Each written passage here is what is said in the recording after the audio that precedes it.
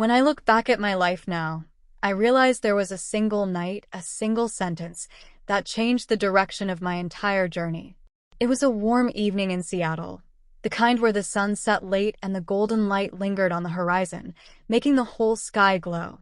I had just turned 22, fresh out of college, armed with a degree but absolutely no idea how to use it.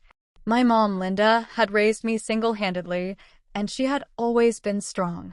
She worked hard, never complained, and somehow made life feel safe, even when money was tight and challenges piled up. But that summer, for the first time, I felt like I was drowning. Job applications piled up unanswered. Interviews, when I got them, ended in awkward silences or polite rejection emails. Every friend I had seemed to know where they were headed: medical school, law school, high-paying internships. Meanwhile, I was back in my childhood room, staring at the ceiling, wondering if I had already failed before I had even begun. That evening, I sat in the living room with Mom and her coworker, Ethan. He was about 20 years older than me, a family friend who had worked with Mom for years. He was calm, steady, the kind of person who never seemed rattled no matter the situation. He was visiting us for dinner, but after dessert, the conversation shifted, and I suddenly broke. Tears spilled down my cheeks as I confessed, "Mom, I don't think I can do this. Maybe I'm not cut out for life. Maybe I'll always be useless." The words tasted bitter, but they were true. Mom sat beside me, holding my hand. Her eyes were soft, but her voice carried that sharp honesty she had always been known for. She looked at Ethan, then back at me, and said the words that would echo in my mind for years to come. "My daughter doesn't know how to handle life yet, but she will. She just needs help until then." I froze. A mix of shame and relief washed over me. Part of me wanted to yell, "Of course I know how to handle life." But another part, the bigger part, knew she was right. Ethan leaned forward, his elbows on his knees. He didn't look at me with pity, only with a kind of steady determination. "Then let me help," he said simply. And just like that, something shifted. The following weeks became a crash course in adulthood. Ethan wasn't gentle about it, but he wasn't cruel either. He became a mentor, guiding me through things I had been too afraid to face alone. The first lesson was confidence. "Stop saying you're not good enough," he told me one morning when we met at a coffee shop downtown. "Say instead, I'm learning. I'm building. I'm not there yet, but I will be." Words matter. The way you speak to yourself matters. It felt cheesy at first, repeating affirmations in the mirror or writing positive notes to myself.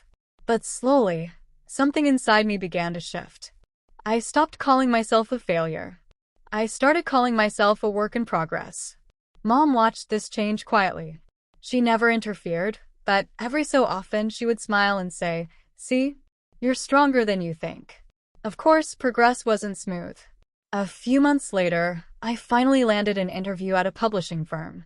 It was everything I had dreamed of, a chance to work with books, to write, to belong somewhere creative. I prepared endlessly. Ethan grilled me with practice questions. Mom helped me pick out the perfect outfit. I walked into the sleek, glass-walled office determined to succeed. And I failed. Nerves got the best of me. My voice cracked.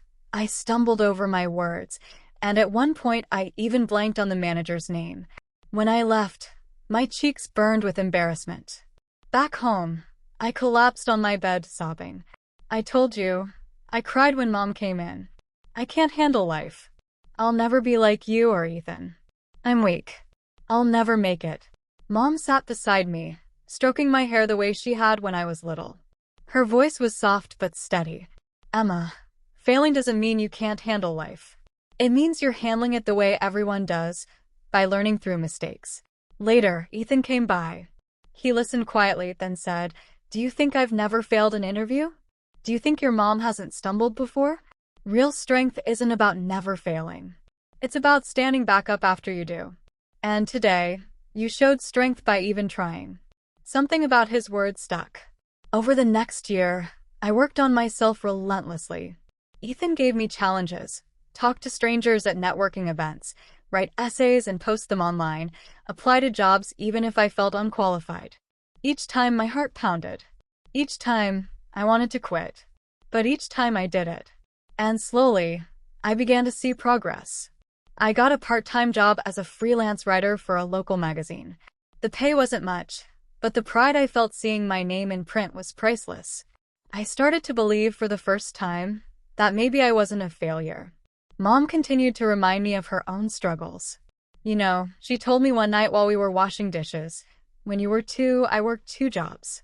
I cried in the car every night, wondering if I was ruining everything. But I didn't stop. And now I see you're not weak, Emma. You're just beginning. I hugged her then, realizing that maybe strength had always been in my blood.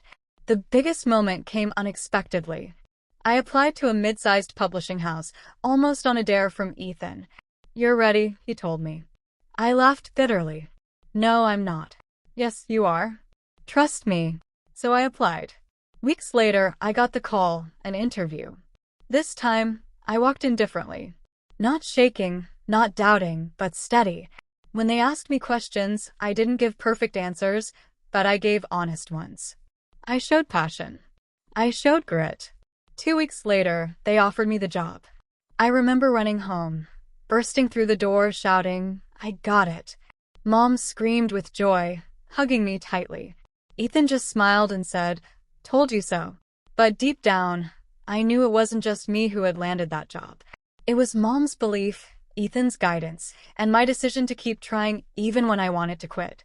Years later, when I look back, I still remember that night.